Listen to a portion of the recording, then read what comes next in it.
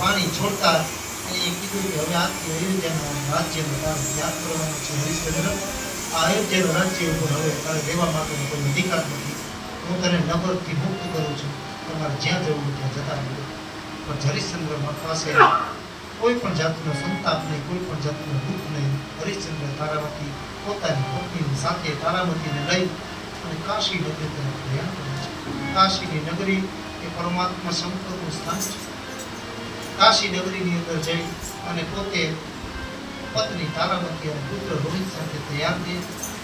ત્યાં જઈ અને ફરી વિશ્વામિત્રએ રસ્તામાં હજી જતા હતા ને ત્યાં વિશ્વામિત્રએ ફરી એમને કીધું, હે રાજા હરિશ્ચંદ્ર, તું સત્યનો વ્રતનો વેદી છે તે મને દાનમાં અયોધ્યાની નગરી આખી આપી દીધી, પણ જ્યાં સુધી ઋષિવર કોઈ બ્રાહ્મણને તમે દક્ષિણા ન આપો ને ત્યાં સુધી તમારું કાર્ય સફળ થતું નથી. માટે હે રાજન, મને 1000 સુવર્ણની મુદ્રાઓ આપો.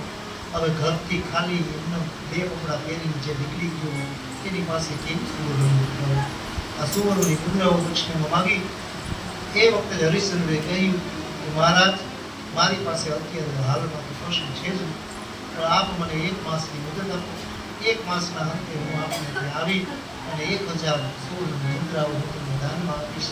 એ માટે ભલે મારે જાતને વેચવી પડે ને તો પણ હું વેચી નાખીશ. આવું કહી રાજા હરિશ્ચંદ્ર અને તેની પત્ની તારામતી અને પુત્ર રોહિત સાથે કાશી નગરની અંદર પહોંચી અને ત્યાં એ બધાને રાણી તારામતી અને પુત્ર રોહિત અને પોતે પોતાની જાતને વેચી નાખે છે. શા માટે?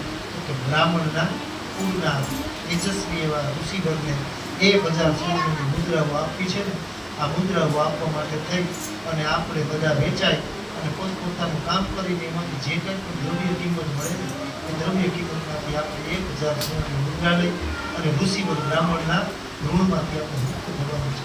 આપણે આપણી જાતને ભલે વેચી નાખવી પડે તારામતી. તારામતી પણ હરિશ્ચંદ્રના પત્ની કાંઈ ન બોલ્યા અને પોતાને જે કીધું એ બધું સહન કર્યું. તારામતી અને રોહિતને બધાને અલગ અલગ જગ્યાએ જવા માટેની સૂચના અલગ અલગ જગ્યાએ છે અને મહારાજ હરિશ્ચંદ્ર એ બધાને ત્યાં રાખીને આવે છે. રાણી તારામતી અને રોહિતને બ્રાહ્મણને વેચવામાં આવ્યા. જ્યારે પોતે એક ચાંડાલને ત્યાં વેચાય. ચાંડાલ એમનો સ્વામી એક મરઘટનો માલિક હતો, સ્મશાનમાં રહી અને મરદાનું કપડ લેવાનું કામ કરતો.